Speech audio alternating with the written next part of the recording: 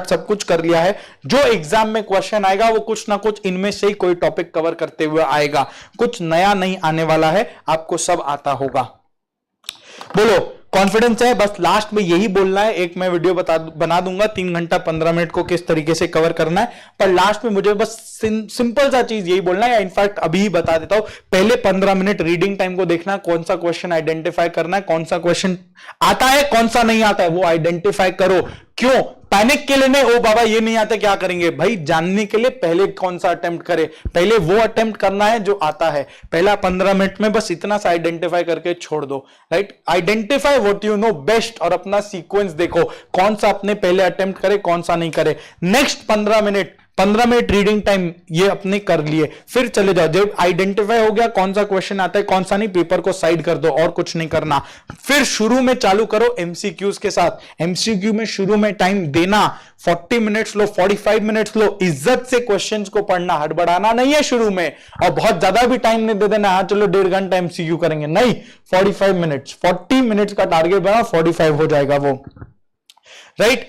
तो वहां पे हम लोग करेंगे एमसीक्यूज, पहले एमसीक्यू करेंगे। रीजन बीइंग, जब आप आखिर में एमसीक्यू करेंगे टाइम क्रंच रहेगा, एमसीक्यू गड़बड़ होने का चांस हो जाएगा। शुरू में ही अपने को एमसीक्यू करना है, और एमसीक्यू में हिंट रहेगा। एमसीक्यू में थोड़ा हिंट मिल जाता है ऑप्शन के थ्रू, सोचने में भी हेल्प मिलेगा।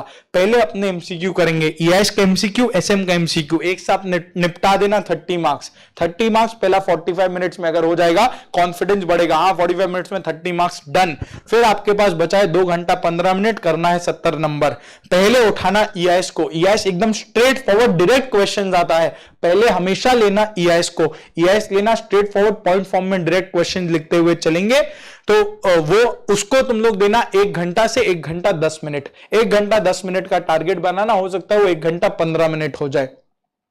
तो यहां पे हम लोग 35 मार्क्स जो अपना ईआईएस लिखना है वो करेंगे। अगर ईआईएस आया क्वेश्चन में, और ईआईएस में सपोज करो फ्लो चार्ट आया और तुम लोग को फ्लो चार्ट आता है, तो ट्राई करना पहले फ्लो चार्ट कर लो। अगर फ्लो चार्ट आता है तो कर लो, कंफ्यूजन है तो मत करना, बाद में करना, करेक्ट। फ्लो चार्ट आ रहा है तो पहले कर लेना, तो वो भी थोड़ा जल्दी हो जाएगा, स्पीड बढ़ना रहेगा, राइट। फिर फटाफट से लिखते रहना, धीरे धीरे नहीं लिखना है, अंडरलाइन करते हुए आगे बढ़ना, और टारगेट रखना 1 घंटा से 1 घंटा 10 मिनट में ईआईएस को रैप अप कर दे 35 मार्क्स, राइट। फिर अपने पास बचेगा 1 घंटा 5 मिनट से 10 मिनट फॉर एसएम का 35 मार्क्स, वहां पे एक एक करके लिखते हुए चलेंगे। अगर मान लो लग रहा है एंड की तरफ में, क्यों बोल रहे हैं एसएम को लास्ट में करने के लिए, कि अगर मान लो एंड की तरफ में लग रहा है कुछ मार्क्स बच गया है पर अपने पास टाइम नहीं है, आप केस स्टडीज को थोड़ा कट डाउन कर सकते हो, अंदर के कंटेंट को कट डाउन कर सकते हो, पर छोड़ के मत आना, राइट, छोड़ के मत आना। और ईआईएस में आप पॉइंट्स कट डाउन नहीं कर पाएंगे, क्लियर है। ये स्ट्रैटेजी फॉलो करना, एग्जाम में कोई नर्वसनेस नहीं होगा, बहुत अच्छा जाएगा आपका एग्जाम। बहुत अच्छे से आपने पढ़ाई कर रखा है,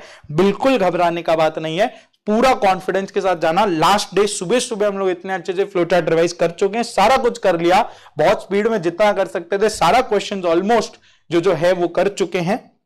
कुछ और नहीं देखना आपको, फ्लो चार्ट में कर चुका है, बस अब जाना और एग्जाम में बैठ जाना। कुछ लास्ट मिनट अगर आपको बेसिक रिवाइज करने का बचा हुआ है तो जरूर कर लो, कोई दिक्कत नहीं है। 2 बजे से आपका एग्जाम है, अभी 10 ही बजा है, टाइम है, जरूर कर लो, वो रिवाइज कर लो, एग्जाम अच्छा जाएगा। नर्वस ब्रेकडाउन मत होने देना। बहुत पढ़ाई किया, बहुत पढ़ाई जितना कर सकता था कर लिया, आज के बाद एक और एग्जाम बचा है, बस एकदम फुल एक्साइटमेंट के साथ देना। बहुत अच्छे से पढ़ा है, एक्साइटमेंट के साथ, कॉन्फिडेंस के साथ जाना, बैठना और देना, रोते रोते मत देना एग्जाम की हम लोग क्या देने जा रहे हैं। एक्साइटमेंट और कॉन्फिडेंस के साथ देना। बहुत पढ़ा है, अब चलो लिख के आते हैं। उस एक्साइटमेंट के साथ जब पेपर देने बैठेगा बहुत अच्छा होगा। कोई क्वेश्चन अगर नहीं भी आया, मन में यही बोलना, अगर मेरे को नहीं आता तो पूरे इंडिया में किसी को नहीं आता है, और तब कॉन्फिडेंस मिलेगा। फिर भी नहीं लग रहा तो आसपास देख लेना, लोग एक दूसरे को ही देख रहे होंगे और कॉन्फिडेंस मिल जाएगा, करेक्ट। तो इसलिए घबराना मत। अगर 2-4 क्वेश्चन नहीं आता है, वो फिर भी मिला जुला के 15-20 नंबर ही होता है। You still know 80 marks of the paper. हम लोग फोकस कर लेते हैं उस 20 मार्क्स पे और पेपर खराब हो जाता है। वो 80 मार्क्स जो आता है उसको तो पहले लिख लो, वो 20 मार्क्स भी एंड की तरफ में आने लग जाएगा, करेक्ट, करेक्ट। लास्ट एक जो चीज मुझे बोलना है वो सिंपल सा, इतना लास्ट एक चीज बस इतना सा बोलना बचा है कि शुरू में तुम लोग के पास 5 बुकलेट आएगा, टोटल में 5 बुकलेट आएगा। एक ईआईएस का क्वेश्चन पेपर होगा 35 मार्क्स, एसएम का एक क्वेश्चन पेपर होगा 35 मार्क्स, एक ईआईएस का आंसर शीट होगा पार्ट ए का, पार्ट ए इज ईआईएस, ध्यान रखना, एक ईआईएस का आंसर शीट होगा पार्ट ए, एक एसएम का आंसर शीट होगा पार्ट बी। कंफ्यूज मत करना, पार्ट बी में ईआईएस मत करके आना, प्लीज मत करके आना। शुरू में ही जब पेपर मिलेगा तो ईआईएस के आंसर शीट में ईआईएस का पेपर को लगा देना, साथ में रखना। एसएम के पार्ट बी वाले आंसर शीट में पार्ट बी का क्वेश्चन पेपर रखना, साथ में रखना।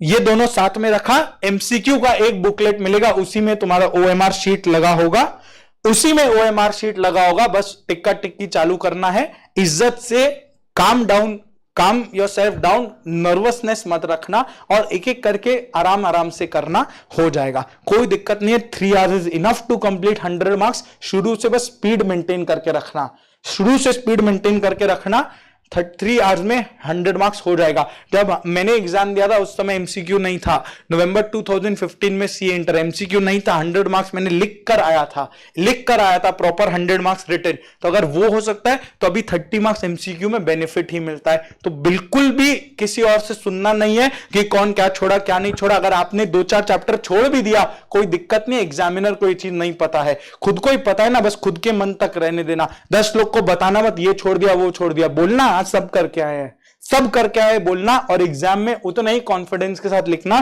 कि सब पढ़ा हुआ है। नॉर्मल टेंडेंसी रहता है 12 बजे के बाद हम लोग ये सोचेंगे ओ शिट चैप्टर 1 छूट गया, ओ शिट चैप्टर 2 का आधा छूट गया, ओ शिट चैप्टर 3 इतना अच्छे से नहीं हुआ। अरे भाई 13 चैप्टर में से 2-3 चैप्टर इधर उधर हो भी गया या छूट भी गया, कोई दिक्कत नहीं है। लास्ट का अभी तुम लोग के पास कुछ टाइम बचा है, इंपॉर्टेंट क्वेश्चंस वाला लिस्ट है, उससे थोड़ा बहुत देख लो और लास्ट में चले जाना एग्जाम देने। बहुत पढ़ाई कर लिया है, बहुत पढ़ाई कर लिया है, करेक्ट। फोकस मत करना जो नहीं आता उस पे, फोकस करना जो आता है उस पे। लास्ट की तरफ में जो नहीं आता है वो भी trust me when I am saying this, वो भी आने लगेगा, वो भी आ जाएगा, पास्ट का मेमोरी से रिकॉल हो जाएगा।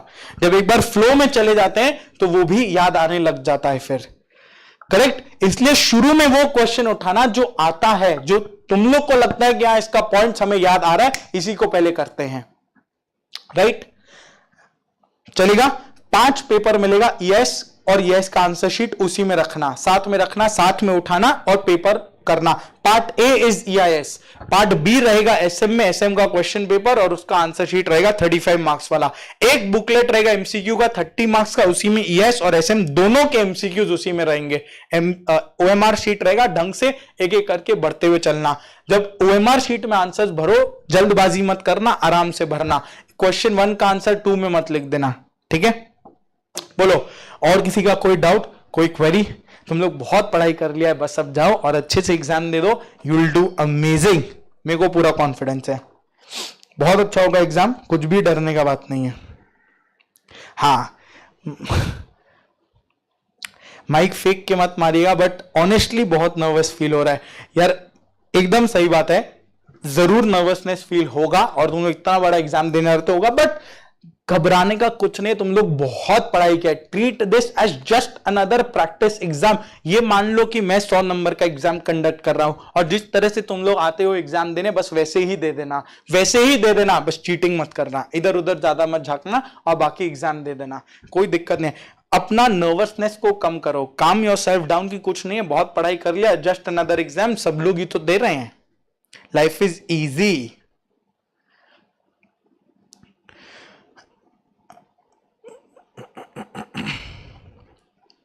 अच्छा,